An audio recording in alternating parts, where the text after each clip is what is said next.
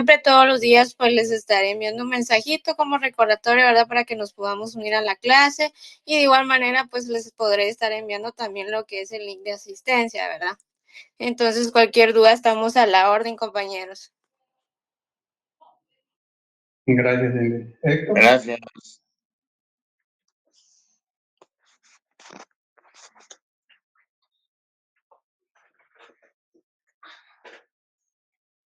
Héctor, ¿Qué tal? Muy buenas noches, compañeros. Mi nombre es Héctor Gamas. Me disculpo por no poder prender la cámara de momento.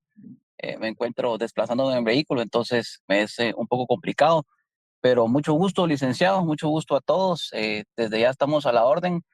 Conjuntamente estaremos apoyando y auxiliando al licenciado Neri Méndez en el curso de Derecho Financiero. Entonces, desde ya cuenten con todo nuestro apoyo, respaldo, cualquier duda, consulta, sugerencia, pues bienvenidos y pues estamos para servirles y a la orden. Muchas gracias. Gracias, Héctor.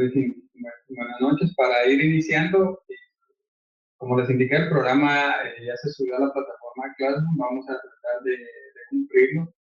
Esto pues es un repaso prácticamente, tómenlo como un ejercicio, si ustedes gustan también como una preparación de privado, ya tienen que ustedes que tener la base y espero cumplir las expectativas de cada uno de ustedes. Voy a dar los lineamientos generales para que vayamos haciendo esa dinámica que se necesita o que vamos a necesitar en el desarrollo del curso.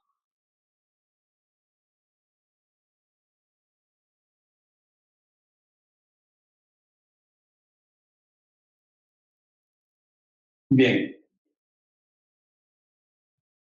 Los lineamientos generales para ir poniendo las reglas, que todos las tengan.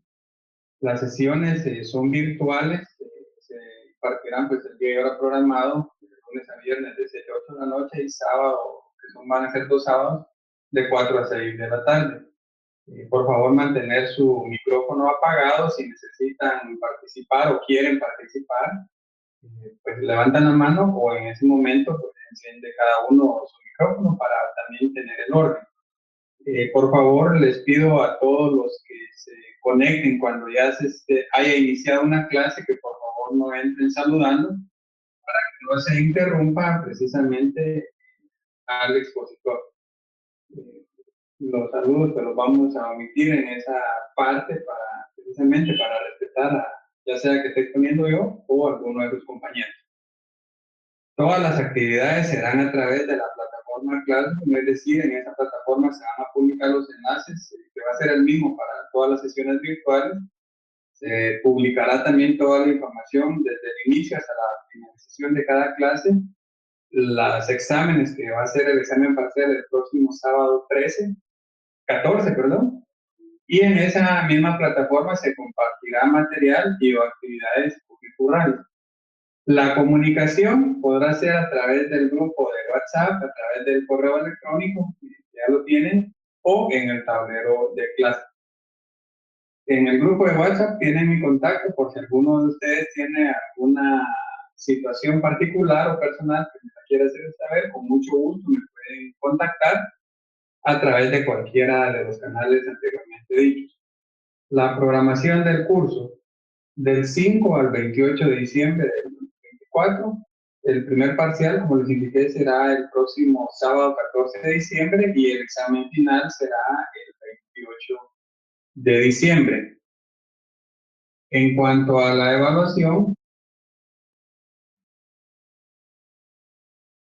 esta, por el momento, y de acuerdo a las instrucciones de la universidad, solo se tiene un examen parcial de 50 puntos, la asistencia de 20 puntos para hacer una zona de 70 puntos y el examen final con 30 puntos y la nota de promoción de 61 a 100 puntos, es decir, 61 es el mínimo que ustedes tendrán que obtener en este curso de vacaciones para poder tener una nota favorable o positiva para poder continuar con su plan de estudio. Muy importante también el derecho de a 3 inasistencias justificadas, es decir, si por cualquier motivo ustedes no pueden conectarse a una reunión o a una sesión virtual, tienen que hacernos llegar esa justificación del por qué no se pudieron conectar.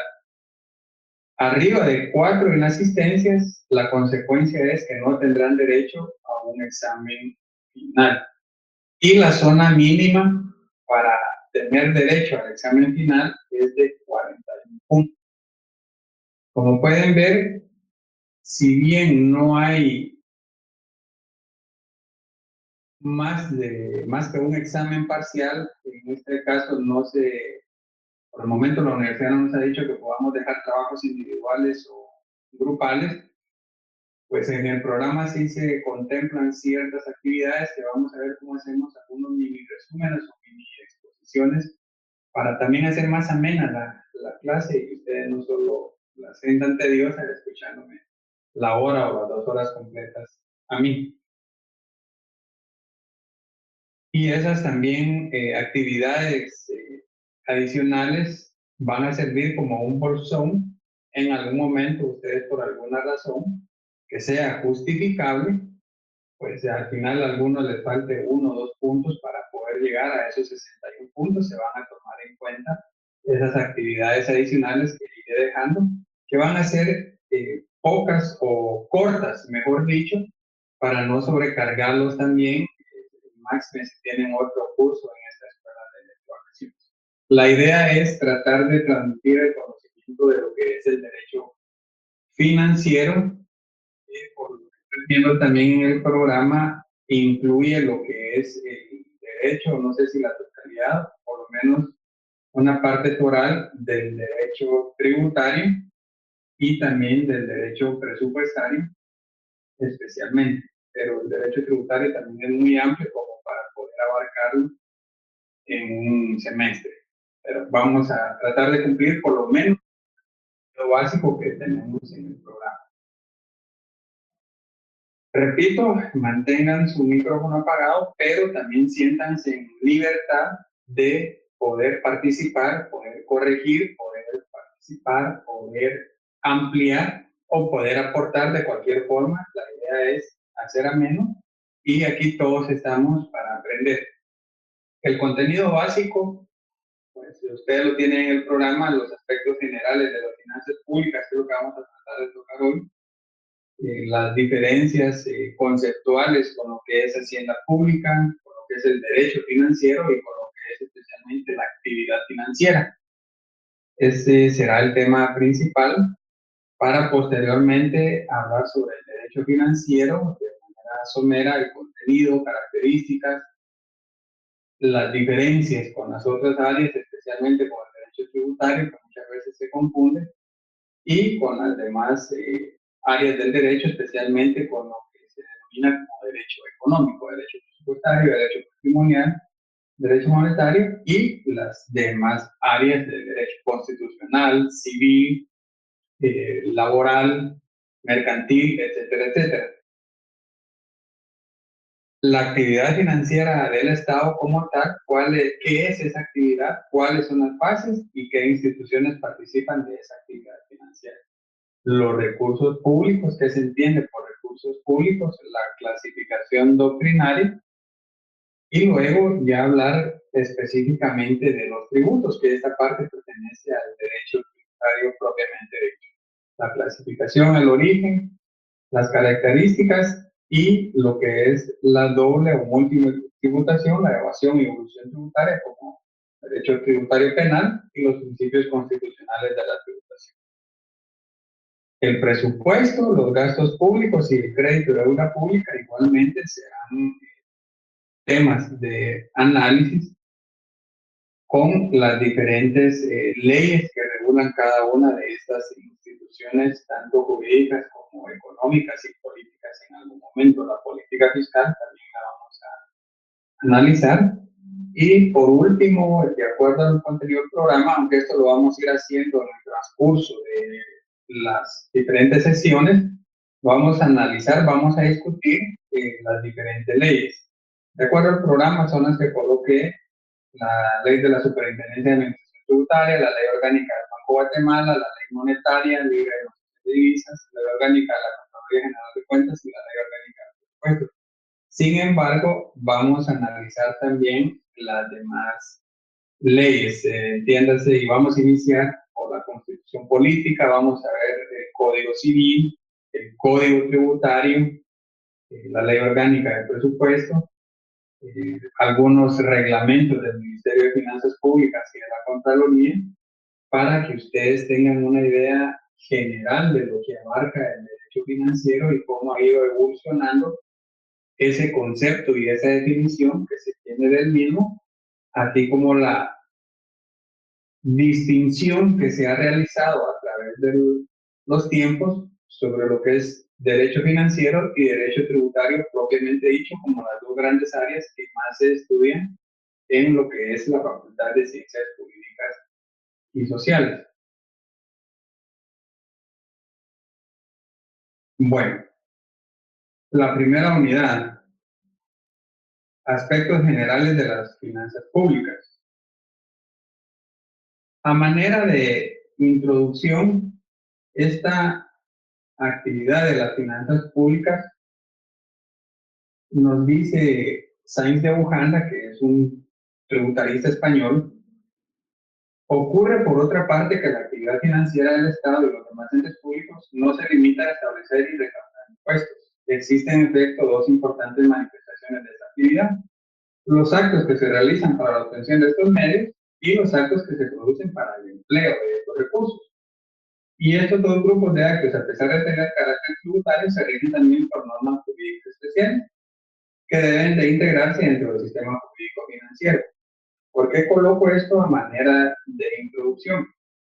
Porque como aspectos generales de las finanzas públicas vamos a ver más adelante que en algunas ocasiones o al inicio el derecho tributario se consideraba como, o en algún momento de la historia se consideró como sinónimo de derecho financiero. Al contrario, derecho financiero se tomaba como sinónimo de derecho tributario porque este enmarcaba la recaudación de los tributos que hacía un Estado en cualquiera de sus diferentes medios de formación, sea monárquico, sea republicano, etcétera, etcétera. Y precisamente esta distinción que se ha ido realizando a través de los años, así ustedes en la historia van a encontrar que esta actividad financiera, como el derecho financiero propiamente dicho, ha ido evolucionando, se ha ido adaptando a las políticas económicas, a las políticas financieras, incluso a la política fiscal, como se para poder ir definiendo qué se entiende por finanzas públicas, qué se entiende por actividad financiera y en consecuencia qué se entiende por derecho financiero. Es más, si las finanzas públicas se considera en sí una ciencia o una mera actividad del Estado. El objeto del derecho financiero. El objeto del derecho financiero no es más que las necesidades que tiene el Estado para cumplir con sus funciones. Esto lo van a encontrar ustedes también en la Constitución Política de la República. En unos momentos les voy a dar el artículo en el cual se establece precisamente cómo el Estado va a regir su, valga la redundancia, su régimen económico y social, así como su régimen financiero. Tiene mucha incidencia también este objeto del derecho financiero, porque como ustedes bien recuerdan, como se han enseñado especialmente en derecho constitucional y en derechos humanos, el fin del Estado es el bien común. Y como persona, pues, el Estado debe garantizarle a todos sus habitantes el desarrollo integral de esa persona. El objetivo de las finanzas, por el contrario, es lograr una correcta administración de dinero y capital para lograr un buen control de sus recursos y alcanzar las metas propuestas a nivel estatal, empresarial, familiar o individual. Esta definición de finanzas se puede decir que es una conceptualización general de lo que es o lo que son las finanzas propiamente dicho. Es decir, la finanza se aplica tanto al ámbito privado como al ámbito público. Para este caso, el derecho financiero a través de esas finanzas públicas que conlleva, es decir, el manejo del dinero, tiene que lograr esa correcta administración para lograr ese manejo, control y en consecuencia lograr el objetivo que es cumplir sus funciones y darnos a la mayoría, sino que a todos, el tan anhelado bien común. Y la función de las finanzas públicas es precisamente el manejo de los activos y pasivos financieros del fisco, incluido, dice en Chile, el monitoreo de los pasivos contingentes, que estos pasivos contingentes no son más que las deudas que en algún momento, con el endeudamiento que se puede realizar precisamente para cumplir ese objetivo común que tiene el Estado.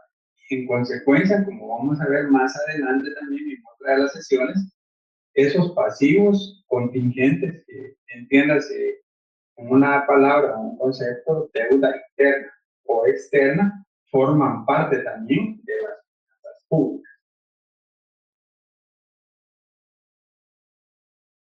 Desde que existe el ha necesitado de recursos de diversa índole para realizar sus funciones. Es decir, un Estado, como no es una empresa privada, no tiene capital, no tiene personal, no tiene recursos propios, siempre necesita recaudar o generar ingresos para cumplir con el desarrollo tanto de sus funciones como con los objetivos que se plantea en la Carta Magna. El Estado no ha existido siempre, surgió en determinadas condiciones y por dos causas fundamentales. La división de la sociedad en clases antagónicas, la división social del trabajador y la propiedad privada sobre los medios de producción. Si ustedes hacen un poco de historia, se van a recordar que inicialmente el Estado no existía como lo conocemos hoy en día, no existía división incluso del trabajo y tampoco existía la propiedad privada.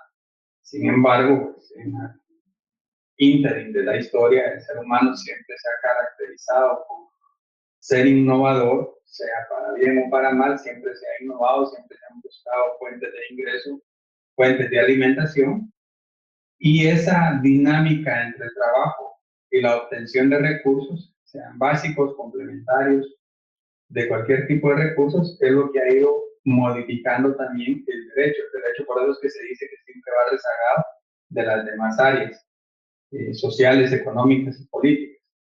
Pero el Estado como tal surgió, en primer lugar, por esa división de clases que hubo al inicio, incluso al inicio de un Estado propiamente dicho, cuando surgieron esa división entre comerciantes especialmente y agricultores, ya desde ahí se empezó a ver un cierto tipo de autoridad y división entre las personas propiamente dichas.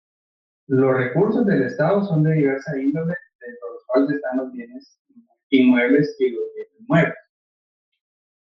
Esta parte es muy importante también porque ustedes tienen que saber por qué se considera incluso el dinero como un bien mueble y si este tiene una calificación jurídica como tal. La respuesta es que sí, que el erario público o el dinero tiene la calidad, de acuerdo al Código Civil, de un bien mueble.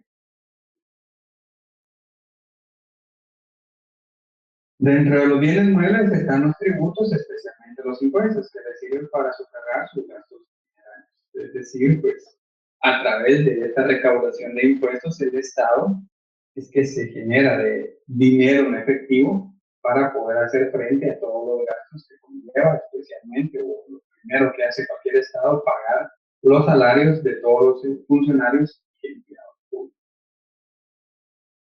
Leer, aquí les coloco algunos artículos para que ustedes vayan tomando nota y por eso es que también les voy a pedir que tengan a la mano todas sus leyes, no solo las leyes financieras o tributarias propiamente.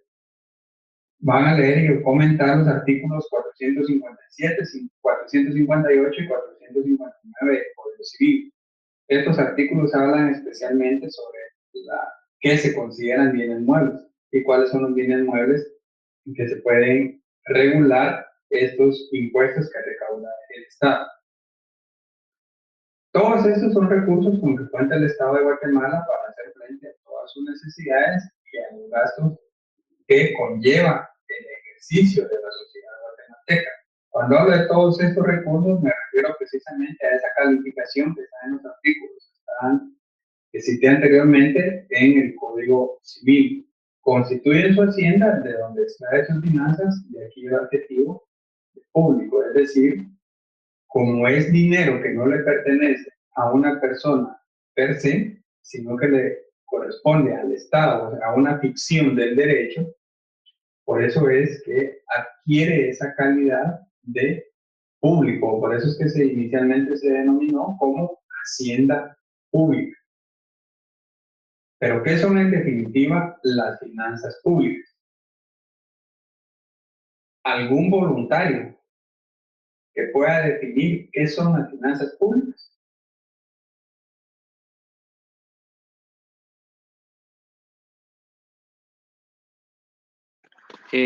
¿Son las que maneja el Estado, licenciado?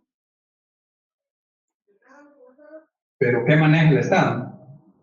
Serían todos los ingresos y egresos que ingresos y maneja el egresos Estado, del licenciado. Estado. Sí, de manera general es el ingreso y el egreso que tiene el Estado. Como concepto, nos dice Villegas, las finanzas públicas en su concepción actual y genéricamente consideradas tienen por examinar cómo el Estado obtiene sus ingresos y efectúa sus gastos. Es decir, cuando hablamos de concepto es la generalidad o los componentes básicos de una actividad, de una palabra, de un bien. Por eso es que se habla de esa diferenciación entre lo que es concepto y lo que es definición propiamente dicho. Como concepto, como lo dijeron los dos compañeros, Julio y Cristian, pues básicamente es esa forma que va a tener o los medios que tiene que llevar a cabo el Estado precisamente para administrar, en otras palabras, o para examinar, como dice Villegas, cómo el Estado va a obtener ingresos y cómo los va a gastar. Esa es la otra parte. Y estas finanzas públicas constituyen manifestaciones financieras de la actividad del Estado, ingresos, gastos, la conservación de los bienes y la gestión propiamente del dinero. Como fundamento legal de las finanzas públicas, pueden ustedes buscar, leer y analizar el artículo 118, 121 literales C y G y 237 de la Constitución Política de la República. Y específicamente el artículo 459, numeral tercero del Código Civil. Ese es el fundamento legal para la naturaleza jurídica que le da el Código Civil a los impuestos. No van a encontrar ese fundamento o un fundamento similar sobre qué calidad tiene el dinero en una ley tributaria o en una ley financiera. Constituyen esas manifestaciones de la actividad se van a ir desarrollando en el ínterin o en el día a día del Estado, de cualquiera de sus dependencias. Incluso a lo largo de la historia, como indiqué, pues la propia existencia de las finanzas públicas ha sido negada por autores como Sainz de Bujanda. Otros afirman que de haber existido, esta ciencia no subsistió porque fueron efímeros los esfuerzos por construirla. Esta es otra teoría propuesta por Ferreiro Lapazza. Y también se sostuvo que, a diferencia de las disciplinas científicas, las finanzas públicas solo constituyen una disciplina informativa. Es decir, las finanzas públicas como tal no ha sido objeto unánime por parte de la doctrina, por parte de los estudiosos del derecho financiero, del derecho tributario, del derecho presupuestario, si realmente constituye una norma o un área científica, sino que lo han analizado más como una disciplina o como una parte práctica de lo que es el derecho financiero. ¿Por qué? Porque como finanzas públicas, dicen algunos autores como Sainz, no tiene un método científico propiamente dicho, que es uno de los presupuestos para considerar a un área como una verdadera ciencia, como es la ciencia del derecho, como son las ciencias económicas. Se considera las finanzas públicas como un triángulo cuyos vértices son el aspecto económico, político y jurídico. Villegas define a las finanzas públicas como el estudio valorativo de cómo y por qué el Estado tiene sus ingresos y efectúa sus erogaciones, examinando sintéticamente los distintos aspectos del fenómeno financiero, especialmente económico, político y jurídico. Es decir, las finanzas públicas, como otras áreas del derecho, conllevan esa infinidad o esa duplicidad o más de acciones del quehacer de la sociedad. Entiéndase una persona particular, una empresa familiar o el Estado propiamente dicho, viéndolo como una empresa, pero no como una empresa mercantil, sino que como empresa, conceptualizándolo como algo que se realiza o que se fundó para determinados fines. Bajo esa perspectiva empresarial, las finanzas públicas tienen que constituirse en ese triángulo económico. ¿Por qué? Porque estamos hablando de dinero político, porque depende tanto del presidente de la República como del Congreso especialmente y de las demás instituciones que forman el Estado para su quehacer. Y el jurídico, ¿por qué? Porque todas las actividades económicas, sociales, políticas, están reguladas o están contenidas en la norma. Y ese ínterin de actividades es lo que viene a constituir las finanzas públicas. El Ministerio de Finanzas del Estado peruano indica que las finanzas públicas están compuestas por las políticas que instrumentan el gasto público y los impuestos. En este concepto de las finanzas públicas que tiene el Estado peruano, si ustedes van analizando los conceptos que han estudiado y las definiciones, incluyendo las que les acabo de dar, se van a dar cuenta que no en todas las definiciones van a encontrar ustedes una uniformidad en definición o esa conceptualización de lo que se entiende por un tema específico, ¿verdad? Igual es el derecho, por eso es que es una ciencia social, no es una ciencia exacta. ¿Por qué? Porque el Estado peruano dice que las finanzas están compuestas por las políticas que instrumentan el gasto público y los impuestos. Y cuando hablamos de política, se entendería inicialmente que dejamos afuera lo que son normas jurídicas o incluso lo económico propiamente dicho, porque lo económico es más amplio que hablar únicamente de impuestos o únicamente de gastos. La Cámara de Diputados de México dice: finanzas públicas es la disciplina que estudia el conjunto de instrumentos relacionados con los ingresos públicos, el gasto público, el endeudamiento interno y externo del Estado, los precios, tarifas de los bienes y servicios producidos por el sector paraestatal. Aquí, los diputados de México sí toman como una disciplina lo que son las finanzas públicas propiamente dichas, incluidas o incluyen en eso pues, la generalidad de lo que hoy en día conocemos como derecho financiero, conjunto de instrumentos relacionados con ingresos y gastos, endeudamiento interno y externo y las tarifas de todo el sector del Estado. Otros autores, como Bode y Merton, dicen que las finanzas estudian la manera en que los recursos escasos se asignan a través del tiempo. Y Ferrell y Joffrey Hird, el término finanzas se refiere a todas las actividades relacionadas con la obtención de dinero y su uso eficaz.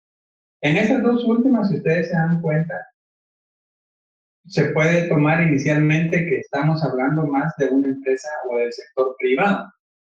Y es precisamente, como les indiqué, porque al inicio las finanzas públicas toman diferentes conceptos, no sé si la mayoría, pero muchos de los conceptos de finanzas públicas devienen o tienen su origen precisamente en las finanzas o en el derecho privado, solo que se amplía su campo de acción y en consecuencia la definición para el sector público. Finanzas. Es el área de la economía que estudia el funcionamiento de los mercados de dinero y capitales, las instituciones que operan en ellos, las políticas de captación de recursos, el valor del dinero en el tiempo y el coste del capital. Esta definición también de finanzas, aunque se aplica más para el ámbito privado, también se incluye en el ámbito de las finanzas públicas por ser esa parte precisamente de la economía que va a analizar el mercado nacional e internacional y que tiene consecuencia directa, especialmente cuando hablamos de tributos de comercio exterior, para que el Estado recaude y grave primeramente esas actividades del comercio, no solo nacional, sino que regional e internacional. Seligman nos dice, la gestión financiera pública se refiere a la forma en que los gobiernos gestionan los recursos públicos, tanto ingresos como gastos, y al impacto inmediato y a medio y largo plazo de dichos recursos en la economía o la sociedad. Es decir, aquí ya se incluye también esos estudios que debe realizar el Estado para determinar ese impacto que va a tener la creación de un tributo y asimismo el impacto que va a tener la creación de una política, la creación de una institución, la creación de una ley que generará un gasto para el Estado, cómo va a afectar cuando decimos las arcas o el erario público, es decir, cómo va a afectar ese patrimonio del Estado que se compone por todos los bienes que están a disposición de las autoridades de turno. La historia. Como historia, pues vamos a encontrar, no lo voy a dar porque sería muy largo, pero la historia, como les he indicado, en cuanto a la actividad financiera del Estado, se ha ido modificando a lo largo del tiempo. Existe, por lo tanto, una historia de la actividad y pensamiento financieros cuyo examen tiene singular importancia para comprender el estado actual de los estudios en la materia. Con acierto, sostiene Guerrero, citado por Villegas, que la historia financiera muestra la evolución y en cada fase las condiciones de tiempo y lugar de la economía pública, enseñando así la justa apreciación del estado actual y de la problemática. Es decir, de acuerdo al tiempo que se está analizando, así van a ver ustedes o van a encontrar en doctrina diferentes escuelas. Nosotros las conocemos o nos las enseñan en la facultad como teorías. Estas famosas teorías devienen en consecuencia del pensamiento de cada uno de los autores en determinado momento y en determinada época, analizando la historia y preveyendo qué va a pasar, no solo en el presente, sino que especialmente a futuro, para prevenir precisamente o mejorar las condiciones del Estado y en consecuencia de la actividad propia, no solo del Estado, sino que de la sociedad en sí. Para nuestro caso sería la sociedad y el Estado. ¿Y cómo vamos a encontrar a través de la historia esas diferentes o esos diferentes cambios en la legislación y en las políticas? Pues a través de esas diferentes teorías sobre la actividad financiera. Si ustedes se dan cuenta, aquí voy a hablar sobre las teorías de la actividad financiera. Y venía hablando o inicié hablando sobre lo que son las finanzas públicas. Pero ¿por qué hago este salto? Porque precisamente las teorías de la actividad financiera es lo que da origen a las finanzas públicas y tienen similares condiciones cuando hablamos de teorías, la actividad financiera con lo que es el concepto de finanzas públicas. ¿Por qué? Porque al final de cuentas la actividad financiera lo que tiene como fondo es precisamente ser parte de esa finanzas, de esa parte, perdón, de las finanzas públicas de un Estado. Las tres grandes teorías económicas, políticas y la sociológica. Las teorías, la teoría económica precisamente inicia con la escuela inglesa, sustentada básicamente en Adam Smith y Ricardo, que recoge lo que se denomina como el neoliberalismo económico o el neoliberalismo del Estado. De acuerdo a estos economistas, el Estado es un pésimo, es un mal administrador y por lo tanto para ellos los servicios públicos deben confiarse en la iniciativa privada.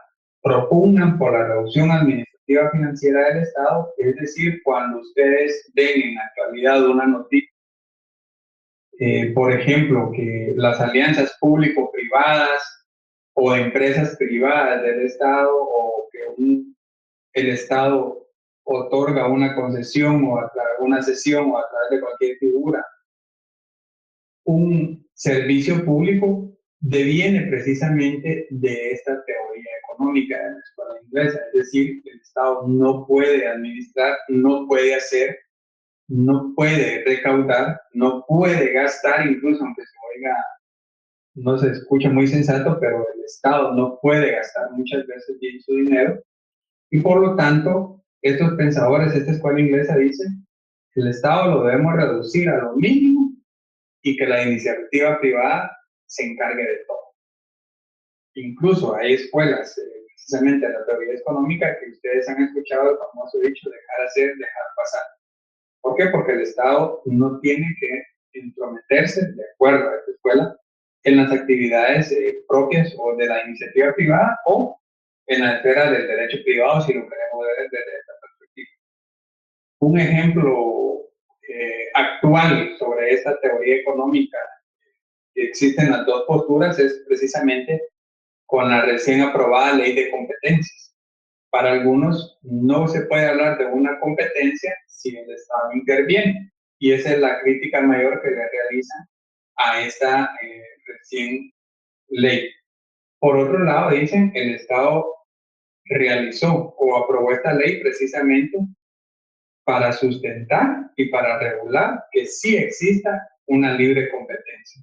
Esas son las dos grandes posturas que puedo poner como ejemplo ahorita de una ley reciente que ha sido aprobada por el Congreso de la República, que cuando ustedes asumen otro curso la van a analizar. En Guatemala fue la política que orientó al gobierno de Álvaro Sucre. Vendió los empresarios, la creación del contrato 029, hablando del derecho laboral, y el ejemplo práctico que se pone aquí en Guatemala es el más clásico y práctico, sería la famosa autopista Palín-Esquina. Esa autopista creo que todos o la mayoría coincidimos que funcionó porque la administraba la iniciativa privada. ¿Qué pasó ahorita que la entregó al Estado? Habrá más que hablar en este tema, pero de manera general y solo para ejemplificar el curso y la lección de hoy, ese es un ejemplo de lo que es un bien administrado por el Estado versus un bien administrado o el mismo bien administrado por la iniciativa privada. Y si ustedes se dan cuenta, cuando hablamos de finanzas públicas o hablamos de políticas y especialmente teorías económicas, no solo se está hablando de derecho financiero, sino que se habla de derecho constitucional, como les indiqué, de derecho laboral, derecho tributario, derecho presupuestario, entre otros derechos civiles. No se tienen que enfocar ustedes o cerrarse en el sentido de decir, bueno, si el derecho financiero no tiene una ley o algo, solo voy a estudiar la ley orgánica de presupuesto, por ejemplo. No es así.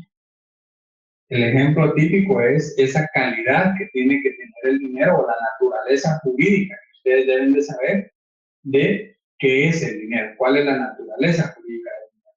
Y el contrato 029, ¿por qué se toma como un ejemplo de la teoría económica o de la escuela inglesa?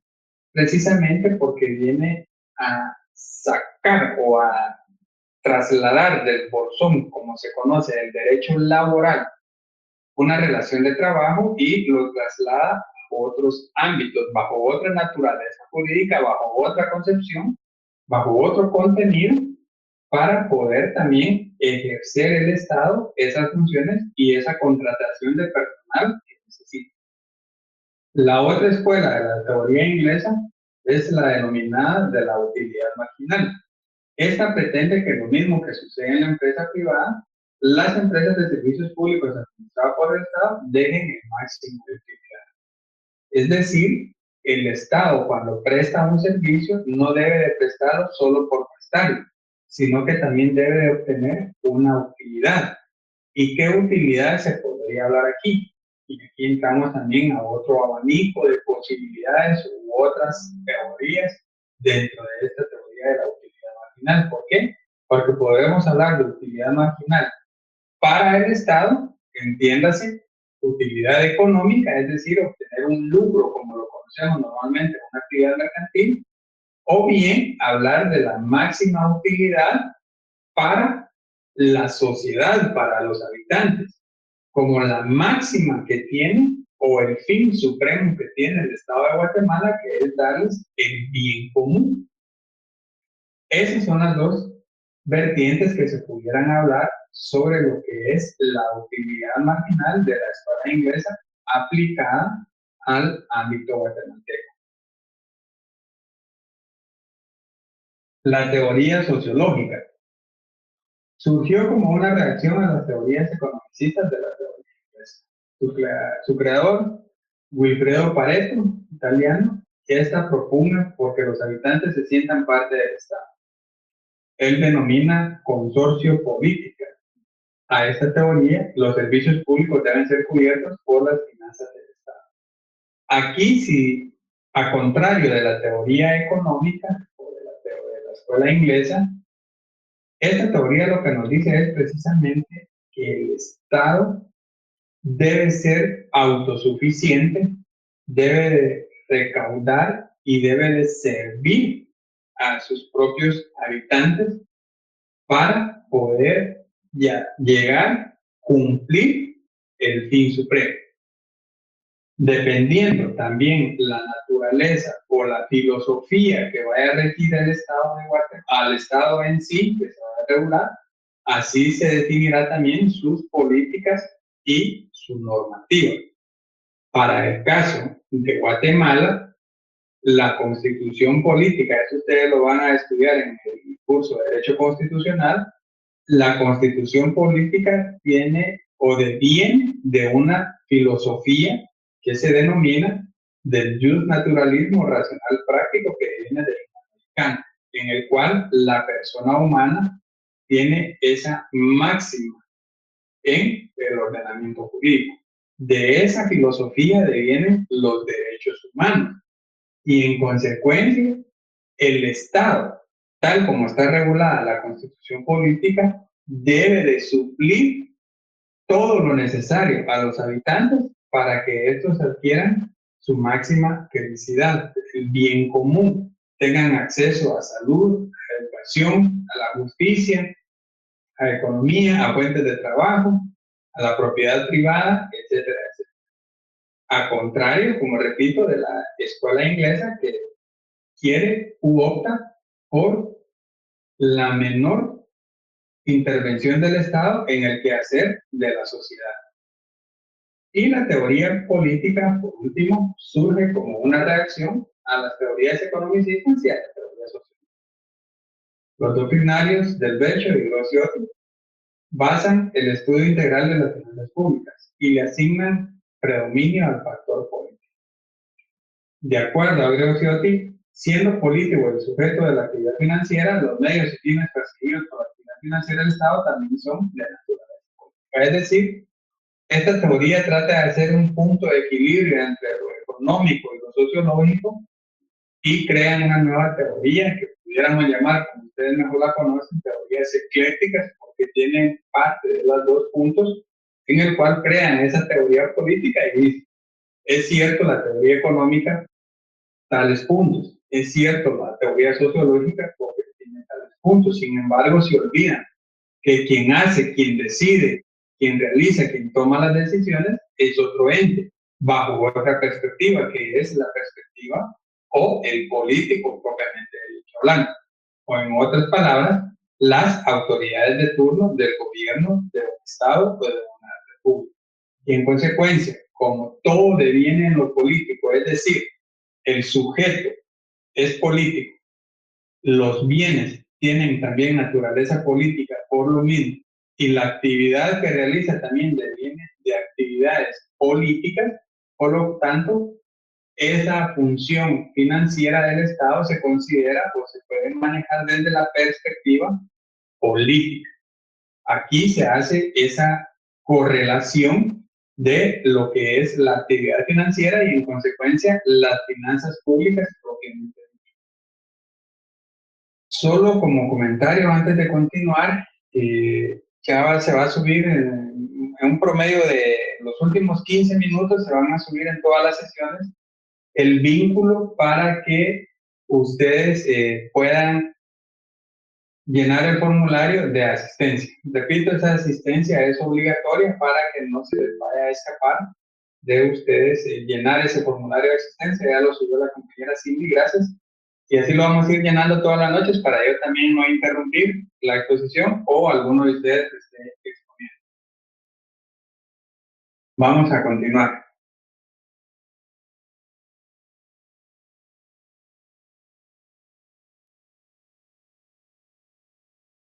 Conceptos generales para las finanzas públicas. Fisco debe entenderse por perteneciente al fisco, y fisco significa la parte de la hacienda pública que se forma con las contribuciones. Proviene del latín fiscus, que designa el tesoro o patrimonio de los emperadores, para diferenciarlos del erario, que era el tesoro público o capitales destinados a la obtención del Estado. Es decir, cuando hablamos de la palabra fisco, como decimos ahora muchas veces para referirnos incluso a la Superintendencia de Administración Tributaria o al Ministerio de Finanzas Públicas, es precisamente todo el patrimonio, en una palabra, si lo vamos a resumir así, que tiene el Estado para poder hacer frente a todas las obligaciones. Esta definición es del autor mexicano Hugo Carrasco en el Diccionario de Derecho Fiscal. Maynor Estrada pregunta cómo se llama el tema. El primer tema es públicas. ¿Sí? ¿Quién quiere hablar, perdón?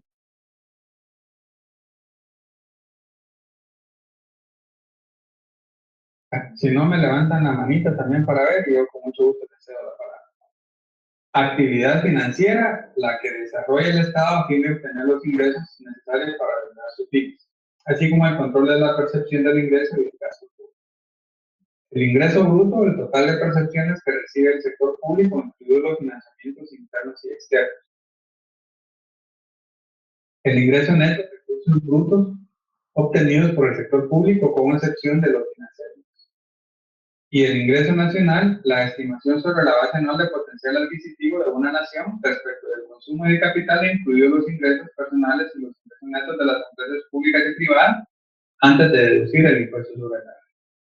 Es decir, estos son conceptos básicos que ustedes deben de manejar en lo que es el derecho financiero y especialmente en lo que es las finanzas públicas, para poder ir comprendiendo cuando vayamos analizando por qué una ley está regulada de esta manera. Muchas veces damos por sentadas o por sabidos qué significa una palabra, qué significa un concepto, pero cuando lo analizamos, que es parte del estudio que ustedes deben de realizar, es precisamente qué es lo que regula una ley, qué es actividad financiera, qué es finanzas públicas, qué es un ingreso bruto, qué es un ingreso neto, qué es un ingreso nacional. Pero especialmente saber diferenciar también cuando estamos hablando de ingresos para el Estado propiamente dicho y cuando estamos hablando de ingresos para efectos de derecho tributario o para efectos de los tributos. Así, este ingreso, como está definido de acuerdo con Carrasco, es el ingreso nacional precisamente sobre lo que realiza el Estado para poder determinar ese poder adquisitivo que se tendrá y de acuerdo a ese poder adquisitivo formular tanto la política fiscal, la política económica, como la modificación de las leyes tributarias para ya sea subir, crear o reducir los impuestos que correspondan. A diferencia de un ingreso, hablando propiamente de una actividad. Como lo llamé mapa conceptual del derecho fiscal, pero más que todo es como un resumen para que ustedes lo tengan. Cuando hablamos de derecho fiscal, lo podemos reducir bajo tres perspectivas. La primera, el aspecto conceptual. La segunda, el origen del derecho. Y la tercera, como la obtención de ingresos. Bajo estos tres paraguas, el aspecto conceptual del derecho fiscal se tiene que comprender y también dividir en las diferentes áreas que hoy existen y en algunos casos ya tienen autonomía, en otros todavía están en duda, o hay doctrinas que dicen que sí son autónomas, otras que no son autónomas. Sin embargo, ya se estudian bajo, incluso en algunas universidades, o hay hasta maestrías específicas, como derecho fiscal o financiero, como derecho tributario, como derecho presupuestario, cada una específica en el ámbito de sus atribuciones y competencias. Es decir, el derecho financiero engloba no solo lo tributario, sino también lo financiero propiamente, es decir, lo económico, los ingresos generales de un Estado, y también la forma en que va a gastar o va a erogar ese dinero. El derecho tributario, por su parte, solamente se resume o se reduce, por así decirlo, del derecho financiero en cuanto a la percepción o a la recaudación de tributos que realiza un Estado. Y el derecho fiscal va también más en sentido de las políticas fiscales que va a tener un Estado en el que hacer de su función. El derecho presupuestario, que es otra área también del derecho fiscal o del derecho financiero, es precisamente esa forma que está contabilizado ese presupuesto, ese gasto, que se puede incluir en algún momento no solo al Ministerio de Finanzas Públicas, sino que también a la Contraloría General de Cuentas, bajo las denominadas partidas presupuestarias, es decir, cómo se tiene que obtener, cómo se tiene que catalogar esos ingresos y, en consecuencia, esos egresos que realiza el Estado. Y cuando hablamos de origen del derecho como segunda vertiente del derecho fiscal, nos estamos refiriendo precisamente a las fuentes formales de ese derecho, es decir, qué es lo que dio origen a ese derecho financiero o a ese derecho fiscal o a ese derecho tributario, cómo ha ido evolucionando a lo largo de los años y cómo se ha ido regulando o normando también en los diferentes estados.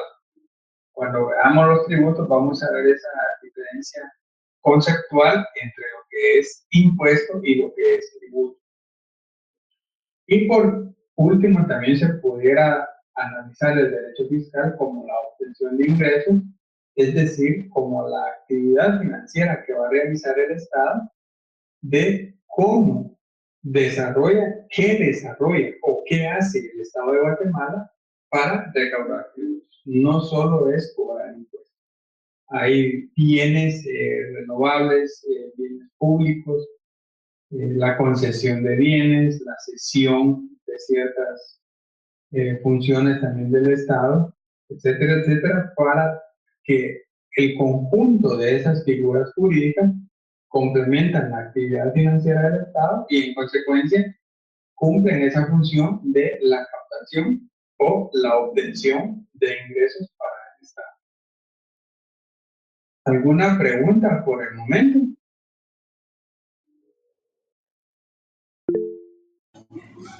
De mi parte todo está claro, licenciado. Muchas gracias.